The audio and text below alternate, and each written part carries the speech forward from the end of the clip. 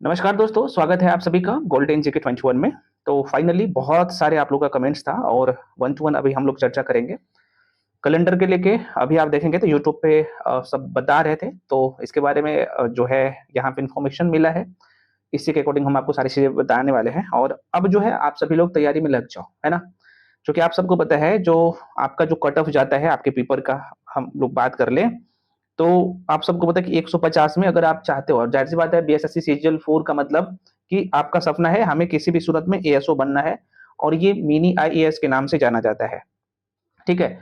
आयोग जो है अपना काम कर रहा है और 150 में आपको टारगेट भी 120 का रखना है। मैं आपको जो भी चीज़ें बताता हूँ ऑथेंटिक होता है ना? इसलिए मैं कह रहा हूँ कि भई अब आप तैयारी में लग जाओ। अब जो है किसी के बहकावे में मत पड़िए, है ना? हाँ, मैं एक बात हमेशा बोलता हूँ कि भई आपके हक के लिए अगर आयोग अब भी और लेट करता है तब तो फिर से अपने हक के लिए लड़ना पड़ेगा।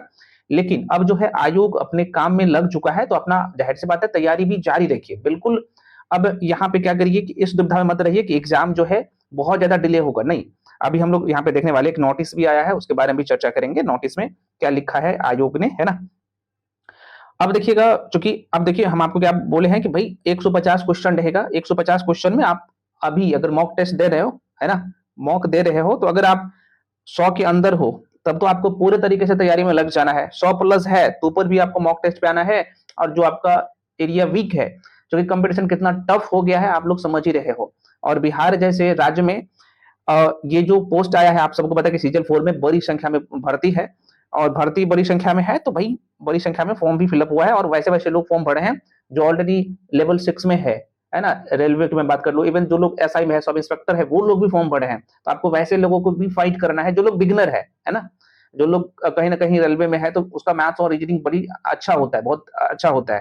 तो आपको वैसे लोगों के साथ भी फाइट करना है, तो ज़ाहिर-सी बात है आपको अब जाग जाना है, ठीक है? ये आपका एग्ज़ाम का पैटर्न है, मैं आपको एक बार फिर से याद दिलाता हूँ। रीजनिंग ये है, मैथ्स ये है, साइंस ये है और सोशल साइंस में आपका history, polity, geography, eco, current affairs, Bihar special सब मिला के 50 क्वेश्चन रहता है। मैं क्वेश्चन यहाँ पे लिखा हूँ, क्वेश्चन की संख्या, ठीक है?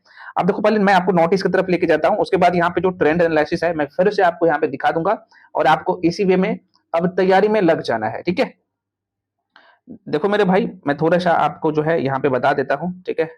ये, एक विद्यार्थी ने जो है यहाँ पे आयोग से सहयोग पोर्टल है, आप सबको पता है कि बिहार सरकार का ये पोर्टल है और एक विद्यार्थी ने जो है यहाँ पे इनके बारे में आवेदन जो किया था, तो इनके एग्ज़ाम के लिए ये इन्फॉर्मेशन माँगा था और ज़ाहिर-सी बात है, तो ज़ाहिर से कौन करेगा? तो अवर सचिव जो है, आप देख सकते हो प्रेक्षक जो है यहाँ पे, अवर सचिव बिहार कर्मचारी चयन आयोग पटना और ये 22/7/2026 का ये है, आपको देख सकते हैं, ठीक है? तो इनके द्वारा यहाँ पे बोला गया है कि भई हम अपना काम कर रहे हैं, यहाँ पे देख सकते हैं और जो भी अपडेट होगा आयोग की वेबसाइट पे दिया जाएगा। तो ये कहीं न कहीं एक्शन तो ले रहे हैं, ठीक है? अब ये नहीं कह रहा हूँ कि भई एग्ज़ाम जो है मतलब नहीं होगा, जो आपको डिमोटिवेट करते हैं, भाई एग्ज़ाम होगा। आयोग भी तैयारी में लगे हैं और पूरे तरीके से जो आप लोग का अब एग्ज़ाम बड़ी जल्द होगा। अच्छा, इससे पहले मैं आपको थोड़ा-सा इन्फॉर्मेशन दे दूँ। बहुत सारे फ्रेंड्स कहते हैं कि सर हम आपके साथ जुड़ना चाहें तो कैसे जुड़े? देखो चूँकि बीएसएससी सीजन 4 के लिए या आप बीएसओ के लिए तैयारी कर रहे हैं या आप सेकंड इंटर लेवल परीक्षा के लिए तैयारी कर रहे हैं, तो भाई इनमें से किसी भी परीक्षा के लिए तैयारी कर रहे हैं, तो आप इस बैच को जॉइन कर सकते हैं। मात्र 999 में हम आपके लिए कंप्लीट बैच लेके आए हैं। इसमें आपको सारे subject history, polity, geography, eco, current affairs, ये जो जीके वाला सेक्शन है, साथ में साइंस का आपका फिजिक्स, केमिस्ट्री, बायो इसमें विद एनसीईआरटी मैथ्स और रीजनिंग कंप्लीट पैकेज है। एक जगह पढ़िए, सारी चीज़ें आपको यहीं पे हम लोग कवर कर पा रहे हैं और आप सबको पता है कि आपके लिए जो भी लोग यहाँ पे काम कर रहे हैं ऑलरेडी इस स्तर को कंप्लीट कर चुके हैं, वैसे लोग हैं, ठीक है? तो आप जॉइन कर सकते हो। जॉइन करने के लिए कुछ नहीं करना है भाई, यहाँ पे स्क्रीन पे जो नंबर दिख रहा होगा, यहाँ पे नंबर लिख भी देता हूँ। ये नंबर है 7319924130।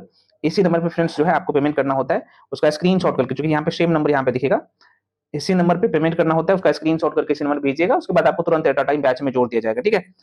कोर्स के रिगार्डिंग कोई इन्फॉर्मेशन भी चाहिए तो आप इस नंबर पे कॉल करके इन्फॉर्मेशन ले सकते हैं। एकदम जीरो से सब कुछ पढ़ाया जा रहा है, सारे सेक्शन का आपको hand retain notes, complete class, each and everything, PYQs सब इसमें शामिल है, ठीक है? ज्वाइन कर सकते हो।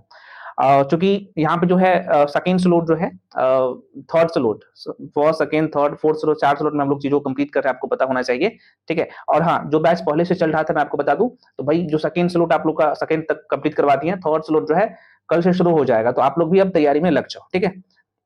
बाकी जो लोग नए जुड़ना चाहते हैं आराम से जुड़िए, पढ़िए एक जगह। अब यहाँ पे देखिए, ये तो आपने देख लिया कि भई अब देखिए एक चीज़ और आपको हमेशा ध्यान रखना है, मैं पुनः कह रहा हूँ, अगर आपको सिलेक्शन चाहिए, तो अब आपको जाग जाना है, ठीक है? अब देखिएगा यहाँ पे ज़रा-सा, ये जो साइंस वाला सेक्शन देख रहे हैं, मैं आपको थोड़ा सा एनालिसिस इसलिए करके दिखा दे रहा हूँ ताकि आपको ये याद रहे और आप तैयारी में अब लग जाओ। ठीक है, एग्जाम के लेके भी चर्चा करेंगे, कब तक एग्जाम हो जाएगा। तो देखो भाई, साइंस की बात कर ले तो देखो सीजल 1 है, सीजल 2 है, सीजल 3 का मैं डेटा लिया हूँ। देखो साइंस का जो आपके प्री की बात कर ले तो ये 25 क्वेश्चन आता है, आया था, है ना। ये सीजल 1 में, मेंस में 30 आया था। सीजल 2 की बात करूँ तो प्री में देख सकते हो 16, फर्स्ट शिफ्ट में, सेकंड शिफ्ट में 17 और मेंस में 36।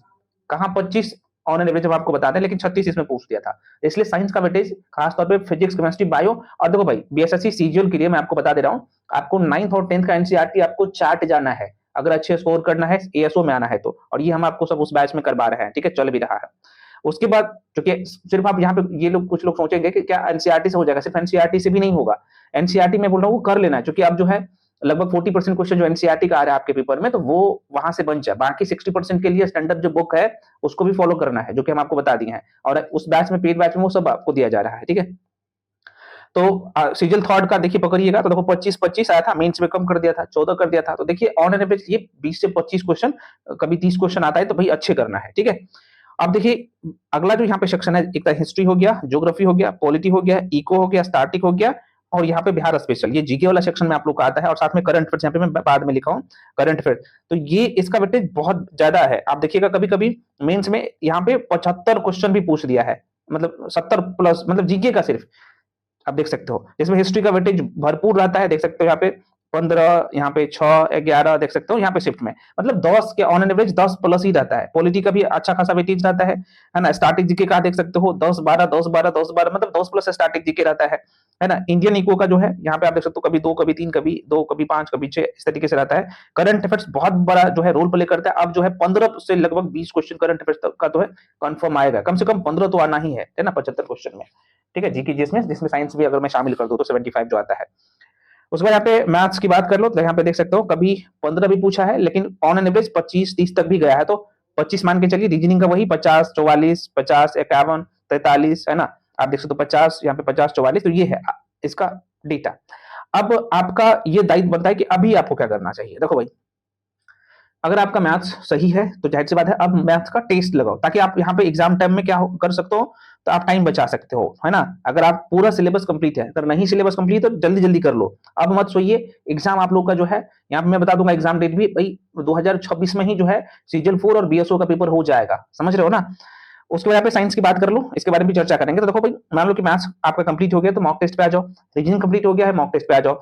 ये ऐसा सेक्शन है, और ये ऐसा सेक्शन है, अगर आपका कंप्लीट भी हो गया तो आपको बार बार रिवीजन करना है। हालांकि मैथ्स और रीजनिंग को भी रिवीजन करना है, लेकिन इन दोनों से ज्यादा यहाँ पे आपको ये वाला जो एरिया है, यहाँ पे रिवीजन करना होता है, नहीं तो आप भूल जाते हो। अगर आप एक सप्ताह नहीं पढ़ोगे ना, तो आपको लगेगा कि भाई हमारे दिमाग से सब कुछ निकल गया, कुछ नहीं आता है। तो ये काम करना पड़ेगा। इसके लिए अगर आपके पास अच्छी नोट्स है, ताकि कम टाइम में ये करना पड़ेगा। डेप्थ में बार बार नहीं पढ़ सकते हो, यही सच्चाई है। कहने के लिए कुछ भी बोल देगा लोग, अलग बात है। मान लो कि आप एनसीईआरटी का 9th और 10th का 9th क्लास या 10th क्लास का एनसीईआरटी का बुक पढ़े हो, आपने हाईलाइट किया है, तो इसका एक नोट्स अच्छा सा रहेगा ना। तो क्या होता है कि आप मान लो कि आपने पढ़ लिया पूरा टॉपिक, मान लो कि आपने सेल को, बायो को पकड़ते हैं, मान लो कि आपने सेल पूरा पढ़ लिया, या फिर मैं आपको बोल दूं कि एटॉमिक स्ट्रक्चर, परमाणु संरचना आपने 9th क्लास के एनसीईआरटी से पढ़ चुका है, तो बार बार नहीं पढ़ पाओगे। अगर इसका नोट्स आप बना लेते हो की पॉइंट से, तो आपने डेप्थ में पढ़ चुका है, कंसेप्ट समझ लिया है, तो नोट्स से क्या होगा कि मल्टीपल टाइम रिवीजन हो जाएगा। मतलब 15 से 20 मिनट में जो चीजें 3 से 4 घंटा में पढ़ते हो, वो 15 से 20 मिनट में आपका रिवीजन हो जाता है। मैं इसलिए कह रहा हूँ, और ये आपको एग्जाम टाइम में बहुत काम देगा दूसरे से बेहतर करने के लिए, ठीक है। तो ये, अब देखो भाई, आप लोग का जो एग्जाम है सीजल 4 का, इसी साल के लास्ट में हो जाएगा। मैं फिर से कर रहा हूँ, आपके हाथ से जुलाई निकल गया, अब अगस्त, सितंबर, अक्टूबर, नवंबर बचा है, और नवंबर में आपका पेपर होगा। क्योंकि इस बार पंचायत चुनाव नहीं है, मैं पुनः कर रहा हूँ, है ना। अगले साल होना है, तो आपका एग्जाम जो है सीजीएल 4 का और बीएसओ का इसी साल लिया जाएगा। तो लगभग कह सकते हो कि बहुत ज्यादा टाइम नहीं है ना, 2, ढाई, 3 महीना के आसपास में टाइम बचा है। तो अब तैयारी में लग जाओ, ठीक है। बाकी आप लोग समझदार हैं, हम आपको सारी चीजें बता ही दी हैं। अब आप का दायित्व है कि भाई आपको करना है या नहीं करना है ना। क्योंकि आप इस फैमिली का मेंबर है, तो मेरा ये दायित्व बनता है कि आपको सही चीजें और सही, क्योंकि आपने देखा पिछले 2 महीने से, 1.5-2 महीने से हम आपको इसके रिगार्डिंग वीडियो नहीं दे रहे थे। हमको पता था कि भाई एग्जाम में थोड़ा सा डिले होगा, लेकिन अब डिले नहीं होगा, तैयारी में लग जाओ, है ना। और आयोग भी अब अपने प्रोसेस में लग चुके हैं, तो आप भी लग जाइए। इसके बाद भी जो भी डाउट कंफ्यूजन है फ्रेंड्स, आप लोग कमेंट सेक्शन में कमेंट जरूर करिएगा। और सभी लोग टेलीग्राम पे जाके जुड़ जाइए, जो भी अपडेट होता है सबसे पहले हम आपको टेलीग्राम पे ही जाके अपडेट करते हैं, ठीक है। तो वहां पे जाके जुड़ सकते हैं, सब कुछ फ्री है। बाकी हम आपको बता ही दिए, बैच में आना चाहते हो आ सकते हो, एक जगह सब कुछ आपको दिया जा रहा है और पढ़ाया जा रहा है। तो मिलते हैं अगले वीडियो में अच्छा मॉक टेस्ट के लिए बोल रहे थे भाई, मॉक टेस्ट यूट्यूब पे जो चल रहा था अब कंटिन्यू चलेगा। हाँ, लेकिन उसका बुकलेट और बाकी चीजें आपको पेड बैच मिलेगा, जो कि बहुत ही नॉमिनल फी रहता है। हाँ, लेकिन यूट्यूब पे भी कंटिन्यू आपको दिखेगा सब कुछ। तो मिलते हैं अगले वीडियो में।